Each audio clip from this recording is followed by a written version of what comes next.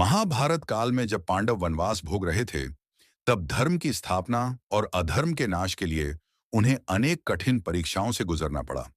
उन्हीं दिनों एक समय ऐसा आया जब महर्षि व्यास ने पांडवों से कहा कि आगामी समय में कौरवों के साथ भयंकर युद्ध होगा।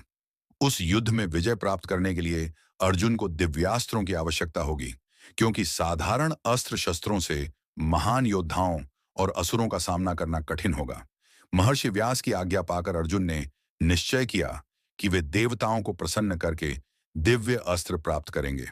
अपने भाइयों और माता कुंती से अनुमति लेकर अर्जुन हिमालय की ओर चल पड़े। अनेक नदियों, पर्वतों और घने वनों को पार करते हुए वे उत्तराखंड के पर्वतीय क्षेत्र में पहुंचे।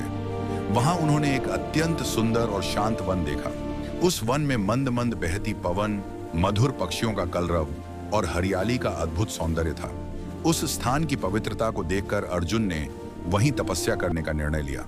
अर्जुन ने एकाग्र चित्त होकर भगवान शंकर की कठोर तपस्या आरंभ की। वे प्रतिदिन उपवास करते, ध्यान लगाते और शिव का नाम जपते। उनकी तपस्या दिन प्रतिदिन तीव्र होती गई। महीनों बीत गए, पर अर्जुन अपने संकल्प से विचलित नहीं हुए। उनकी अटूट श्रद्धा और तप से तीनों लोग प्रभावित होने लगे। भगवान शंकर ने अर्जुन की तपस्या और धैर्य की परीक्षा लेने का निश्चय किया। वे एक भील शिकारी का वेश धारण कर उस वन में पहुंचे। उसी समय एक भयंकर दैत्य शूकर, जंगली सुअर का रूप धारण कर अर्जुन की तपस्या भंग करने और उन्हें मारने के उद्देश्य से वहां आया। भीड़ रूप में शिव जी ने उस दैत्य को देखा और तुरंत अपना बाण छोड़ दिया। उसी क्षण अर्जुन की तपस्या टूटी और उन्होंने भी उस शूकर को देखकर अपना गांडीव उठाकर बाण चला दिया। दोनों के बाण एक साथ शूकर को लगे और वह वहीं धराशायी हो गया। अब प्रश्न उठा कि शूकर को किसने मारा। भीड़ रूपी शिव और अर्जुन दोनों ही उसे अपने बाण से मरा हुआ बताने लगे। धीरे धीरे विवाद बढ़ता गया और वह युद्ध में बदल गया। अर्जुन ने क्रोधित होकर गांडीव से बाणों की वर्षा आरंभ कर दी, परंतु आश्चर्य, उनके बाण भील के शरीर से टकराकर टूट जाते और भील मुस्कुराता हुआ शांत खड़ा रहता। अर्जुन ने और भी तीव्र आक्रमण किया, परंतु भील पर कोई प्रभाव नहीं पड़ा। अंततः अर्जुन के तरकश के सभी बाण समाप्त हो गए। अब अर्जुन ने तलवार उठाई और भील पर टूट पड़े, परंतु उनकी तलवार भी भील के शरीर से टकराकर दो टुकड़े हो गई। अर्जुन को अत्यंत क्रोध और आश्चर्य हुआ। उन्होंने भील से मल्ल युद्ध आरंभ कर दिया। भील अत्यंत बलशाली था। उसने अर्जुन को पकड़कर ऐसा प्रहार किया कि अर्जुन मूर्छित होकर भूमि पर गिर पड़े। कुछ समय बाद जब अर्जुन को चेतना आई तो उन्होंने देखा कि भील अभी भी वहीं खड़ा मुस्कुरा रहा है। अर्जुन ने मन ही मन विचार किया कि यह कोई साधारण मनुष्य नहीं हो सकता। वे अत्यंत विनम्र होकर पास की शिव मूर्ति के पास गए और भगवान शिव को प्रसन्न करने के लिए पुष्पमाला अर्पित की। परंतु जैसे ही उन्होंने माला शिव मूर्ति पर डाली, वह माला मूर्ति पर गिरने के स्थान पर भील के गले में जा पड़ी। यह देखकर अर्जुन को सत्य का ज्ञान हुआ। वे समझ गए कि यह कोई और नहीं, स्वयं भगवान शंकर हैं। अर्जुन तुरंत उनके चरणों में गिर पड़े और क्षमा मांगने लगे। उसी क्षण भगवान शंकर ने अपना दिव्य रूप धारण कर लिया। उनके साथ माता पार्वती भी प्रकट हुईं। देवताओं का तेज चारों ओर फैल गया। भगवान शंकर ने प्रसन्न होकर कहा, हे अर्जुन, मैं तुम्हारी तपस्या, धैर्य और वीरता से अत्यंत प्रसन्न हूं। तुमने युद्ध में अद्भुत साहस और विनम्रता दिखाई है। इसलिए मैं तुम्हें अपना सर्वश्रेष्ठ दिव्य अस्त्र पाशुपतास्त्र प्रदान करता हूं। यह अस्त्र अत्यंत शक्तिशाली है और इसका प्रयोग केवल अत्यंत आवश्यक होने पर ही करना।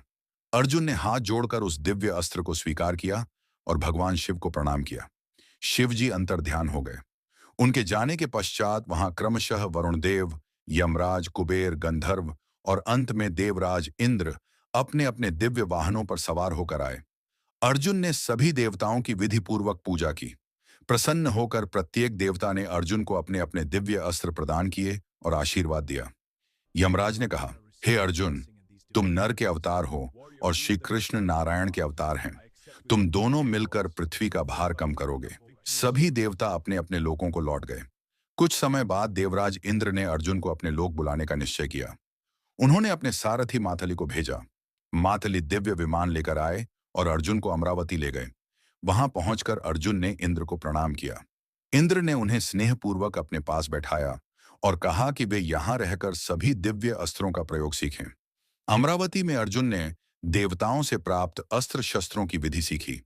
उन्होंने निरंतर अभ्यास करके उन पर पूर्ण अधिकार प्राप्त किया। इसके साथ ही इंद्र ने अर्जुन को गंधर्व चित्रसेन से संगीत और नृत्य की कला सीखने को कहा। अर्जुन ने विनम्रता से शिक्षा ग्रहण की और शीघ्र ही इन कलाओं में भी निपुण हो गए। एक दिन जब अर्जुन नृत्य संगीत का अभ्यास कर रहे थे, तब इंद्र की अप्सरा उर्वशी वहां आई। अर्जुन के तेज सौंदर्य और शौर्य को देखकर वह मोहित हो गई।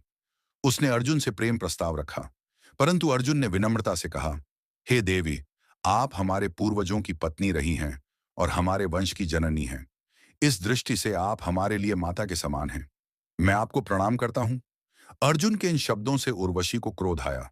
उसने उन्हें शाप दिया, तुमने नपुंसकों जैसे वचन कहे हैं, अतः तुम 1 वर्ष तक नपुंसक रहोगे। इतना कहकर वह चली गई। जब इंद्र को यह घटना ज्ञात हुई, तो उन्होंने अर्जुन को समझाया, वत्स, तुमने धर्म के अनुसार ही आचरण किया है। उर्वशी का यह शाप भी तुम्हारे लिए वरदान सिद्ध होगा। जब तुम वनवास के बाद अज्ञातवास में रहोगे, तब यह शाप तुम्हारी रक्षा करेगा। 1 वर्ष तक तुम नपुंसक रहोगे और अज्ञातवास पूर्ण होने पर पुनः अपने स्वरूप को प्राप्त करोगे।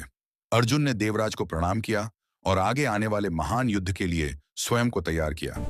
इस प्रकार अर्जुन ने कठोर तप, धैर्य और धर्मनिष्ठा से देवताओं को प्रसन्न कर दिव्यास्त्र प्राप्त किए और महाभारत युद्ध के लिए स्वयं को समर्थ बनाया।